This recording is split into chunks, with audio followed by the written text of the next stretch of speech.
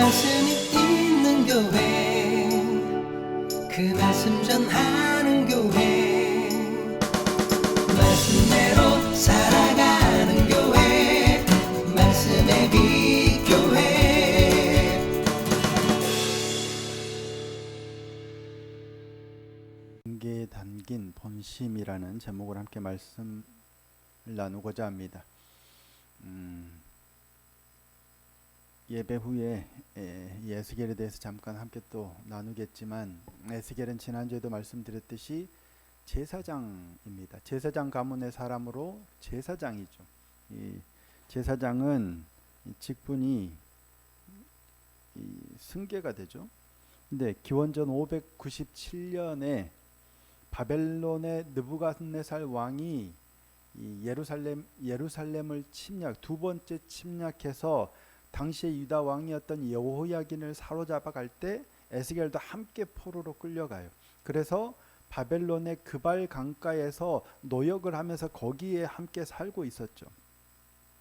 그때 당시에 에스겔의 나이가 25세 정도 됐습니다. 그런데 포로로 사로잡혀 간 지 5년째 되던 해 4월 초 닷새, 4월 5일 날 하나님의 말씀이 에스겔에게 임하시죠. 그리고 에스겔을 부르셔서 보내셔서 에스겔을 선지자로 이제 사용하시는 거예요.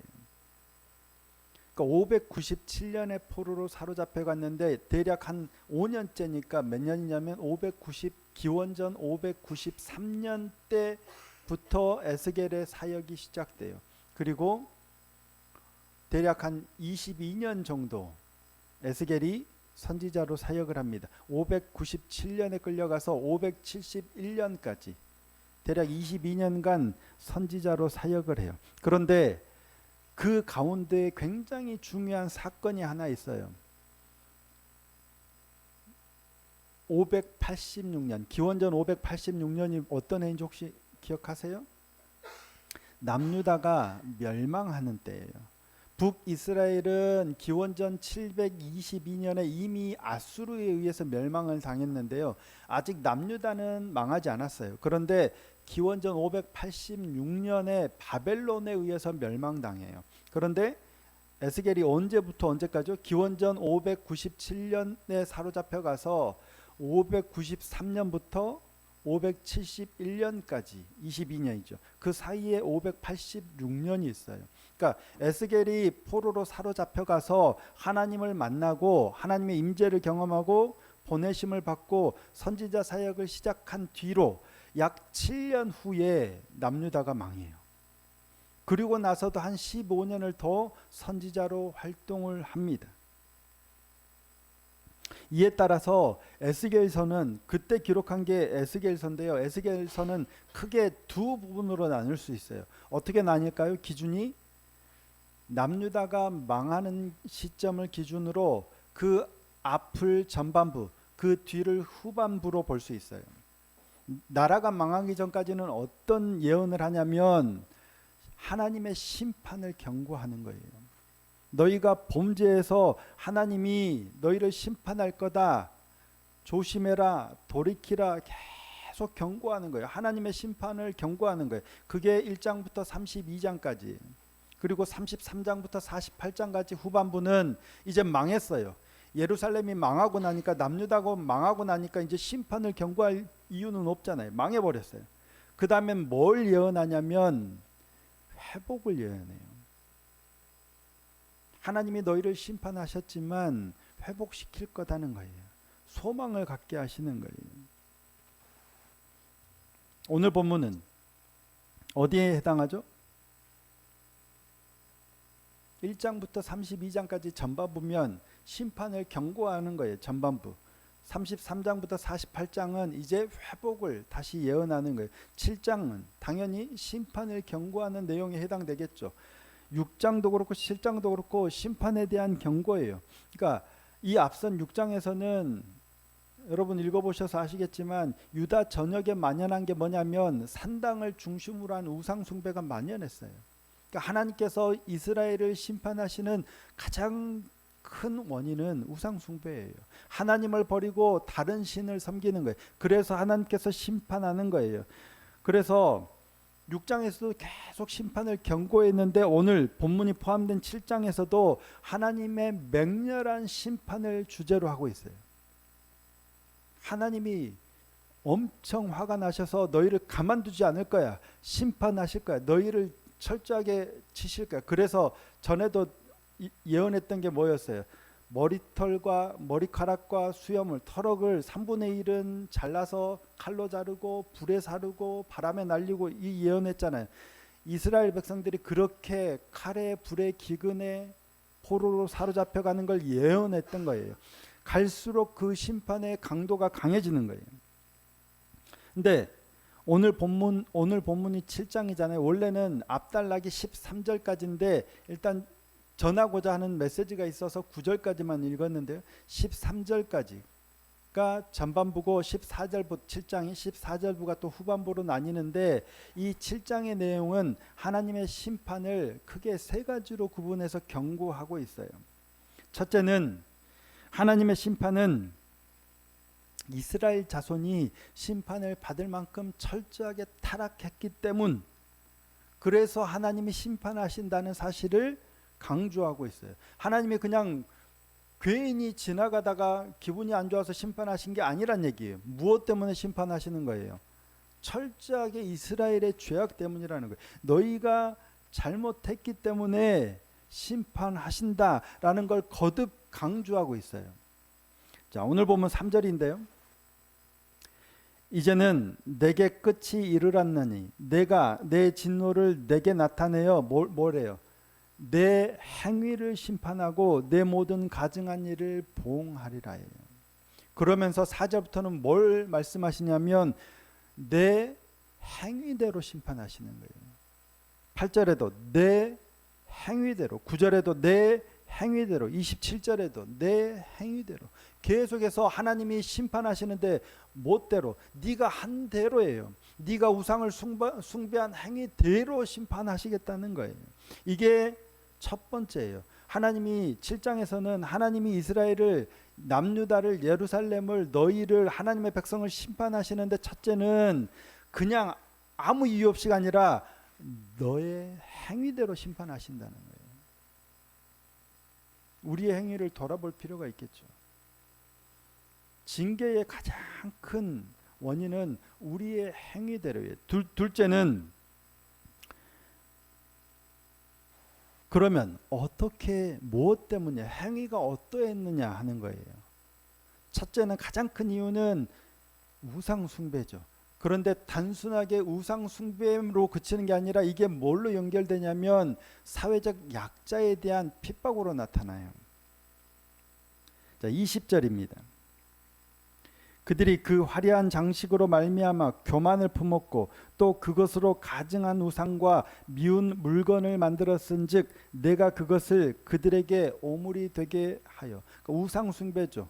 그 다음에 23절, 너는 쇠사슬을 만들라. 이는 피 흘리는 죄가 그 땅에 가득하고 포악이 그 성읍에 찼음이라. 피 흘리는 죄, 포악은 누가 누구에게 행하는 거냐면 약한 자들, 없는 자들, 가난한 자들에게, 가진 자들, 힘 있는 자들이 행하는 거예요. 내가 가진 걸로 의를 행하지 않고 마음대로 권력을 휘두르고 하는 걸 말씀하는 거예요. 뉴스를 보셔서 아시겠지만 전남 나주에 있는 한 벽돌 공장에서 스리랑카에서 온 외국인 노동자를 이 벽돌 더미에 묶어가지고 지게차로 들어서 이렇게 막 다니면서 협박하고 조롱하고 하는 거 보셨죠? 스리랑카에서 온 외국인 노동자를 한국 사람과 한국인과 또 다른 외국인 노동자들이 그렇게 한 거예요. 괴롭히는 거죠. 인권 유린이죠. 우리보다 없고 가난한 나라에서 힘없는 사람이 돈을 벌러 와서 힘 있는 자들이 인권을 유린하는 거예요. 사람에 대한 차별이에요. 이유가 뭘까요? 그 바탕에 깔린 가치 때문이에요. 사람에 대한 인간에 대한 존중보다는 물질에 대한 가치가 더 크기 때문이에요. 내가 사장이고 내가 이 팀장이고 너는 그냥 외국에서 온, 이런 거예요. 사람에 대한 존중이 아니라 그 바탕에 깔린 사고가 이거예요. 철저한 세상의 논리와 가치는 그겁니다. 하나님께서는 이걸 악으로 보세요. 근데 이게 단순히 그냥 세상적인 가치가 아니라 우상 숭배와 일맥상통하고 있다는 거예요. 신앙이 좋은데 이럴 수가 없어요.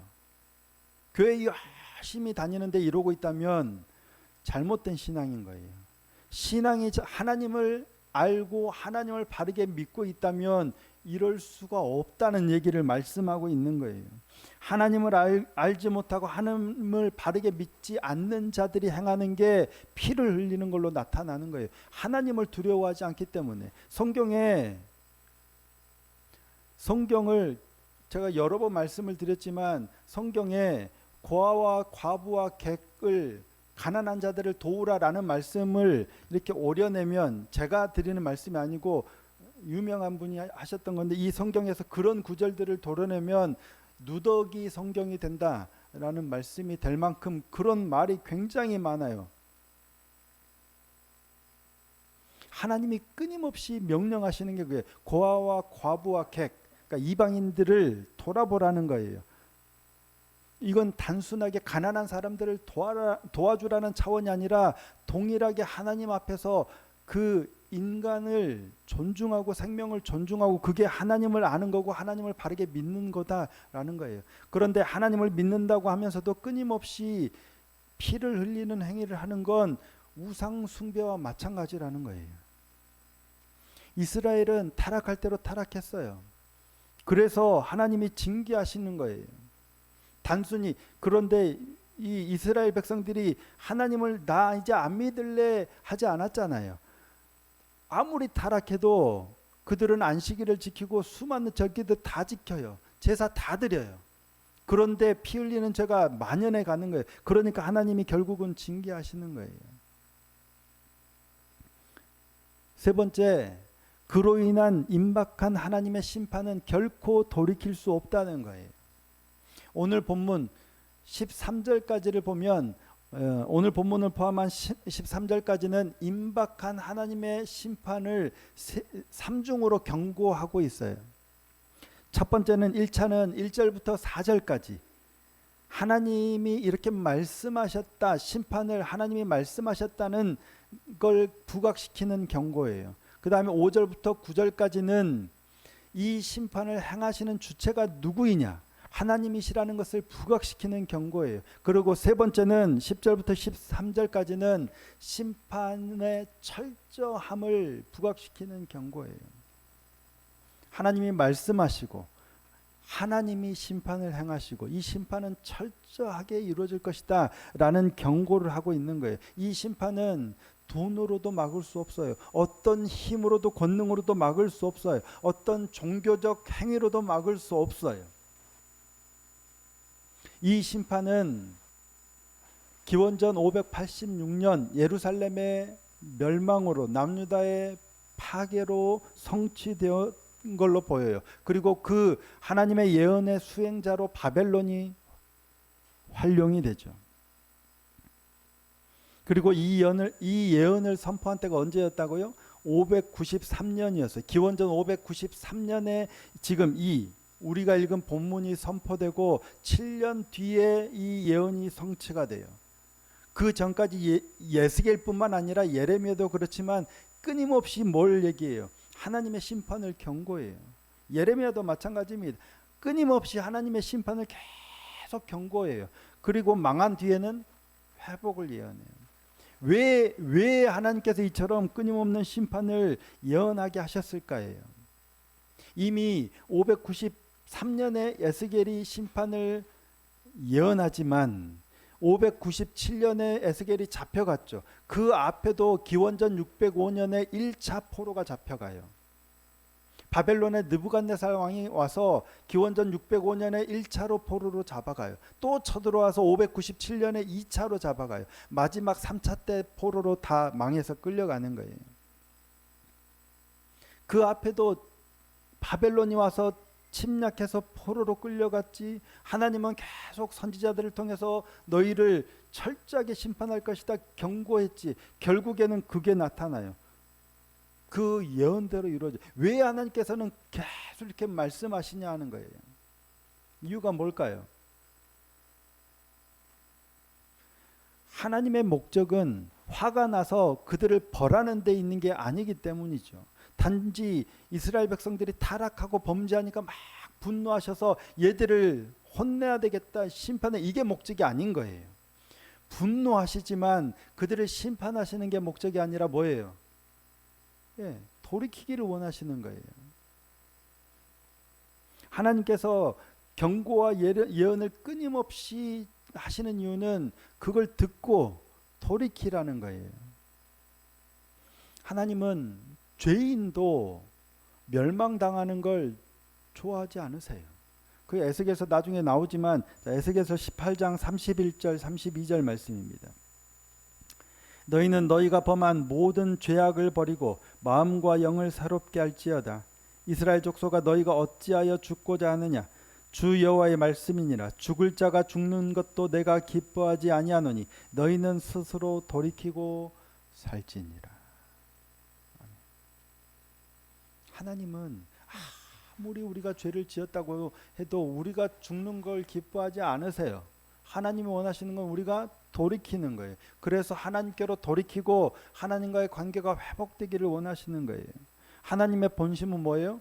평안이요 재앙이 아니니라 말씀하셨잖아요. 하나님께서 우리를 징계하시는 그 본심은 뭐예요? 바로 회복이에요. 관계의 회복이지 벌에서 아이고 너 혼나는 거 보니 쩔쩔매는 거 보니까 기쁘다 이게 아니에요.